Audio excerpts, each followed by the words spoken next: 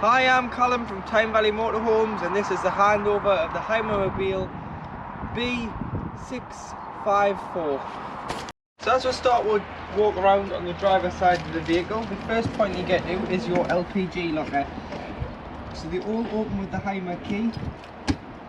So you do half a turn, a full turn with the lock, and then I'll lift up. And in there you can fit 2 gas bottles. So it runs off propane, and this is a 6 kilogram propane that's on at the minute as a test bottle. And all you need to do is it's a left hand thread to get the pigtail on, hand tighten, then you'll need an adjustable wrench or gas spanner to nip up. Turn the bottle on when you arrive on site, and then when you're travelling, if you just turn it off. And always make sure that the bottle's strapped in with the straps provided. And further down, your weight sticker here, so it's 3.5 ton gross vehicle weight. If you were to put a tow bar on, you can tow 2 ton behind, so the train weight, which is the motorhome and whatever you're towing, can't exceed 5.5 ton. Then you've got your front and back axle weights. You've got your 2, or should I say 3 fridge vents, and then if we just look in here, this is your garage. So again, opens with the Hymer key, and you've got a large garage there, so you've got a spare wheel, through an awning, through loading, some carpets, some infill cushions, and various bits and pieces that the last owners left in the vehicle.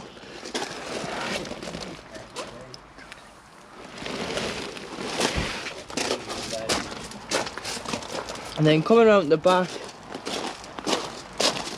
you've got your high level brake light, and then you've got your bike rack. So if you just undo these 2 blue straps, pull the rails down, put your wheels on the rails and these through the spokes to tie the wheels on, and then you'll just need a bike lock or something to go onto the bike to stop it being taken from the vehicle if you were to leave it unattended. And then if you just strap these back on to keep the bike rack up when not in use. Coming on the passenger side of the vehicle,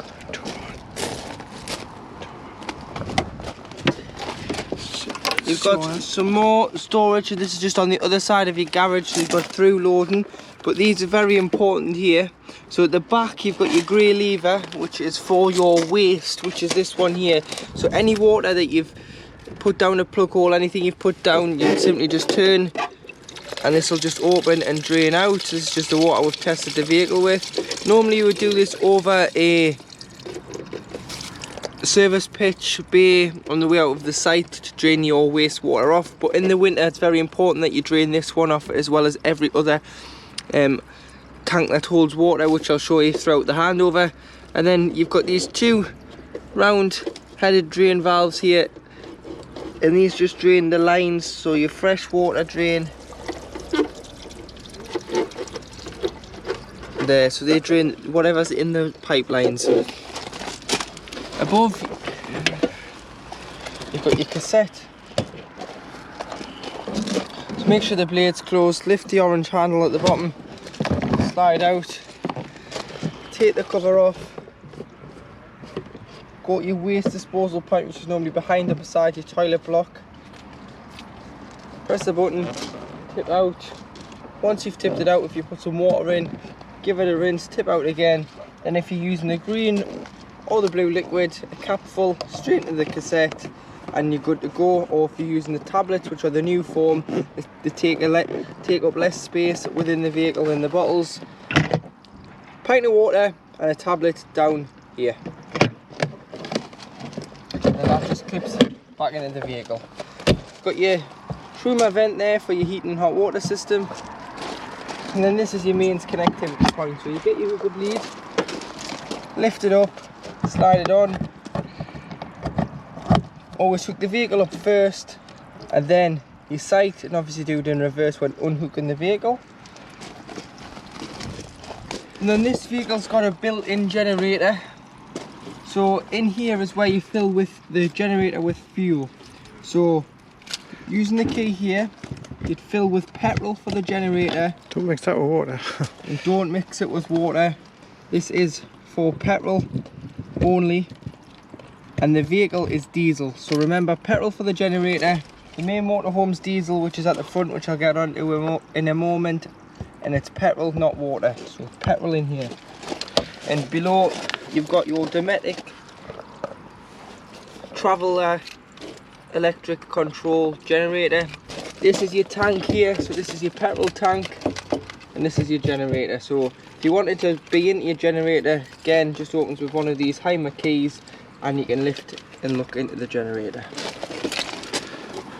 But please note, with the generator, if you're using the generator, you can't be hooked up. So if you're hooked up and you're wanting to start the generator simply won't start until this is taken out, because the generator provides 240 volt. This is giving you 240 volt, so it's too much for the vehicle to handle. That would mean it'd be 880 volts going into the vehicle. It's got to be one or the other.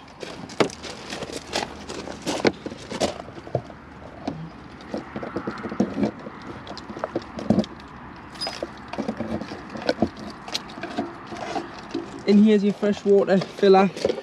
So this is where you put your hose pipe and fill with fresh water for your taps. Not petrol, taps, toilets. This is just your fresh water filler. So I'd get a hose pipe. It carries some spare ends because it's just a brass tap on most sites. You keep that in the garage and then fill with water from there.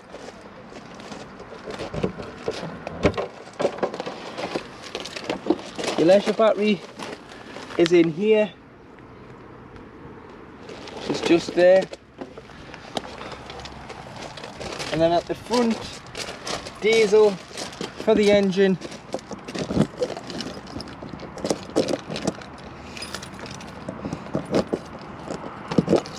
And this is where you'd fill with fuel.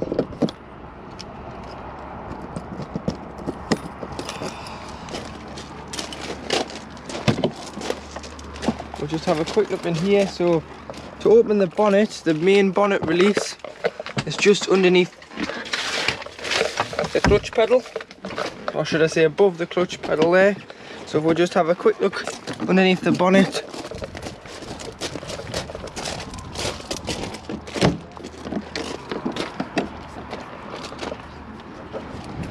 You've got your engine battery, got your brake fluid, your power steering fluid, your oil filler and your oil dipstick. Then you've got your coolant and your screen wash there. So should you ever need to jump start the vehicle, you just go off the battery. So you've got negative, and at the back you've got your positive for giving or receiving a jump start. Above the habitation door is where you'll find your 12 volt control panel. First of all, if you are hooked up, i.e. you've got the hookup or you've got the generator going, you'll have 230 volts. And then what you do is turn the 12 volt on and off. Then you put your water levels, so you've got 0% waste and 25% fresh water on board. You've got 13.7 volts in your leisure battery and 13.3 in your engine battery. As you can see where the batteries are positioned, one in the cab, one at the back. And then you've got your time on there. So that's, and then if you click again, you've got your internal and external temperature. And if on the battery you can see the charge and the amperage currently coming in. And you can turn the 12 volt on and off. To shut the door and lock it, you just push this tab in. So same on most cars, you just push it in, that locks it. As soon as you go for the handle, it unlocks it.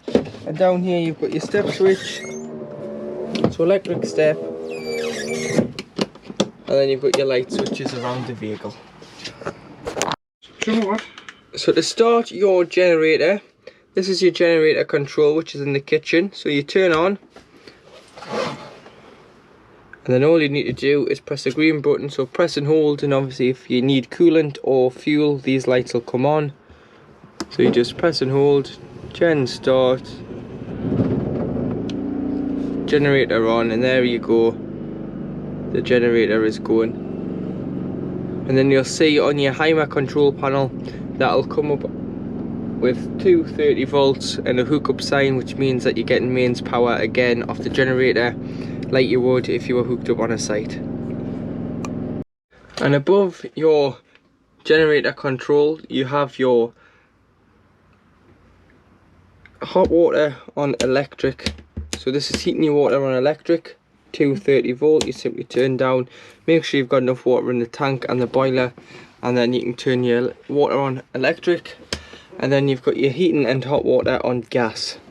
So off in the middle, and then you've got two controls at the top. So you've got 60 degrees and 40 degrees of heating your water on gas only. So you can choose how hot you want your water. You normally have 60 degrees for doing dishes and 40 degrees for showering. And then if you come the other way, you've got heating on its own on gas. So if you had no water in the tank, or you didn't want to heat the water, you just want to heat the vehicle, you can just turn the heating on. And then below you've got heating and hot water at 60 degrees on gas only. And then for the heating, you've got a thermostat in the middle, so 9's about 30 degrees. You can adjust it to the temperature that you want the vehicle to be. So heating, hot water on gas, and then you've got your various different options, and then water on electric only. To operate your fridge, so you've got three choices here. So you've got gas, which you'd use if you're wild camping. So if you turn that on to gas, it'll self-ignite. You hear it clicking in the background.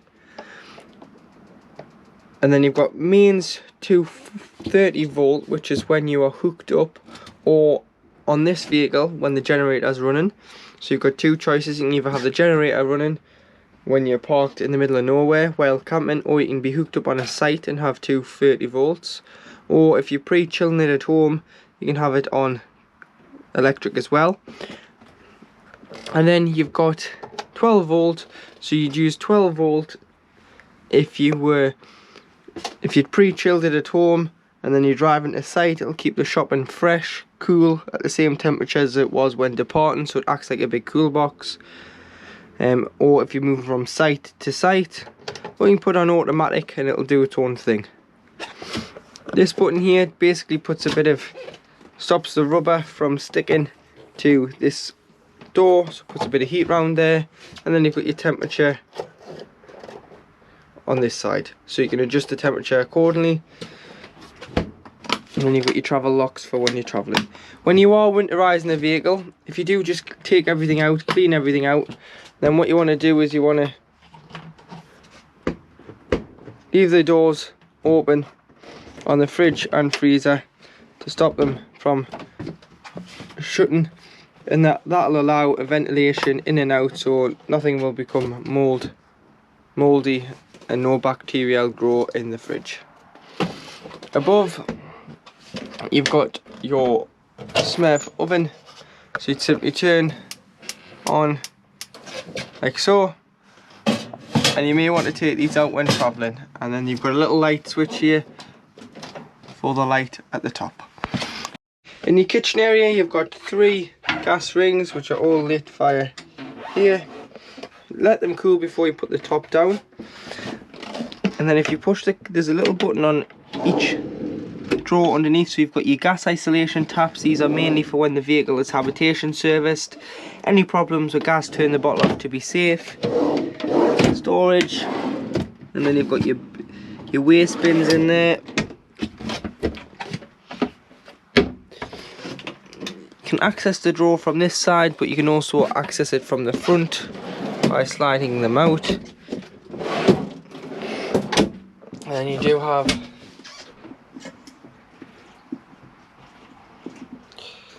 and there you have your water working. It just shows that your water pump's working.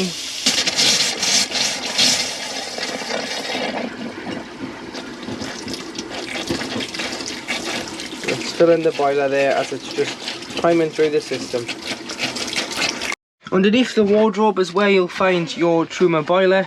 So in the winter months, it's very important that you drain this down, otherwise the water can freeze in it. And to do so, you'd simply push this little red toggle down, and it'll drain the 10 litres of water directly out underneath the chassis. Lifting it up holds the 10 litres of water. So what you do is you'd open the fresh and the waste from outside via the garage, and then what you'd do is you'd open the boiler, open all the taps throughout the vehicle in the mixer taps in the middle position. Take the shower head off the shower hose and allow that to drain down through the waste, just so any water that's caught in there can just drain straight out. And then when you come to reuse it, you'd shut everything up, fill with water from outside, make sure this is shut. Go to your cold side of your tap first, you get automatic cold water. Go to the hot side, it'll cough, split and make all sorts of noises, and all it's doing is priming the water through the system. Once you do one tap, do them all, and it is good to use as the system is now primed. But make sure that you drain this down, because no warranty will cover frost damage. And then you do have your trips on mains electric here. In the wardrobe is where you'll find your TV aerial. So what you need to do is, when travelling, always make sure that this is securely shut, this nut, and the stem is pulled in. But then if you struggle to get a signal, you can loosen it off, push the stem up, and then use the toggle on the bottom to direct the aerial. But what I would do is look where other motorhomes and caravans are pointing where you're parked, and you should get a good enough signal. But always make sure it's pulled down, and this is tightened before travelling off. So to operate the toilet, what you need to do is, on the back there you've got a blue button which is the electric flush. So pushing and holding, it'll flush the toilet, and then always flush before use. And then on the grey lever here there's a blade, so this opens a blade, so you'd slide to the right, use the toilet with the blade open, and then flush after use and slide to the left, which will isolate the blade and allow you to get the cassette out the outside of the van, should this light come on to indicate that it needs to be emptied. You've got your light for your bathroom here, some toiletry cabinets. To open this, you'd simply pinch and push up, or you can have one side down or the front or the back down, depending on which way the wind's blowing. And then you do have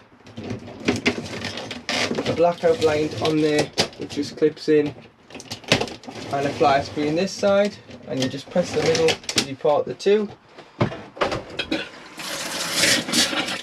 You've got your sink tap, and then when winterizing, unscrew this from the hose and allow the hose to lie in the shower tray with the tap open, and always make sure that your shower screens are tied back before you start travelling. And you've got a handy rail there for hanging your towels or your wet coats. So underneath the double floor at the front, beside the cab, underneath this one is your fresh water. So if you take the cap off, to drain it off fully in the winter, so you open the one in the garage, which is to open the lines of the fresh water, there's a plug in here, so you just simply pull the plug out like so, and it'll drain off the fresh water directly out underneath the chassis. So make sure you do that, otherwise the water could freeze in here and crack this tank, which will then cost a lot of money to repair and replace. And your water pumps just in here on the other cap. To operate the aircon, you simply turn on here, and you can adjust the fan speed and the temperature just off here, and it'll blow to the back and to the front. So to open the windows, what you need to do is push the button in, slide it up, and then push it out, and then you can push it all the way out to stay out to bring it back in. Then it just clips in there, push the button and slide it back to lock. Blackout blind and fly screen on there. And then you've got these two little switches here which operate the reading lights, and then you've got your curtains to go on top of the windows. Underneath both lounge seats you have storage, so you just lift up and you've got storage. And then to operate the table, so if you wanted to drop the table down, you'd use this arm to lock the telescopic leg in when it's down, and then you can slide these two out. This just locks it in from moving back and forth when travelling, and then you just flip the table top over to give a bigger table when you need to. This skylight just winds. You just wind it open like so, and then wind it shut.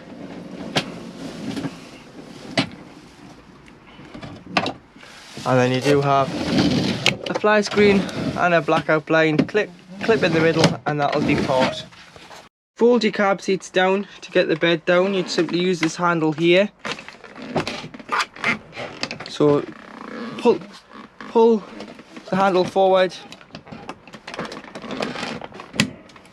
like so, and then the seat will fold down. Do be careful when pulling it down. I would put something between that and the horn, because if you put too much pressure on, it will sound the horn off.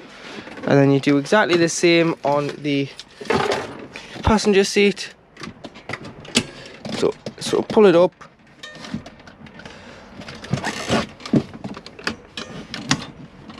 push it forward, and then you'll be able to drop the bed above, which you just undo the seat belt and then pull it down. And then you've got the ladder which clips on here, and a safety net if you're putting young children in there to stop them rolling out in their sleep. Light, simply turn on and off from the side. Then you've got the curtains to black this bed out from the rest of the vehicle. Both seats, you've got these little arms, so you'd simply lift them up and slide the seat round into the motorhome, in the back of the motorhome when you're on site. And you've got the same this side of the seat as well. So now in the cab, to the right of the driver is your handbrake, just down here, and then you've got storage in here. But if you lift here first, this is where all your 12-volt fuses live to operate the motorhome, so it would be a good idea to carry some spares. And then to open this window, you simply slide the clip back first, then push and slide.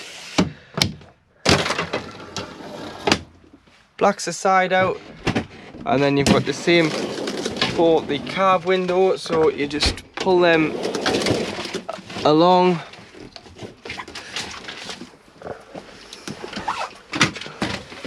and get the same this side.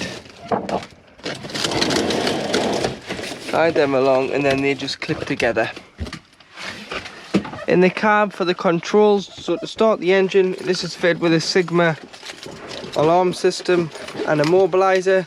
So you've got to put your key in the ignition, then press the button, which will then start the engine. Wipers, indicators, headlight adjustment on here. Lift the collar and into reverse is the 5-speed gearbox. USB 12 volt, another 12 volt, little handy tray. Whether you're recirculating air or bringing fresh air in, and you've got the aircon, distribution, temperature and fan speed. And above you've got your heated mirrors, your rear fog lights, your hazards, your front fog lights, and your ASR off, just anti-slip relief. Lockable glove box here, so you can lock it with the key. And then for the radio,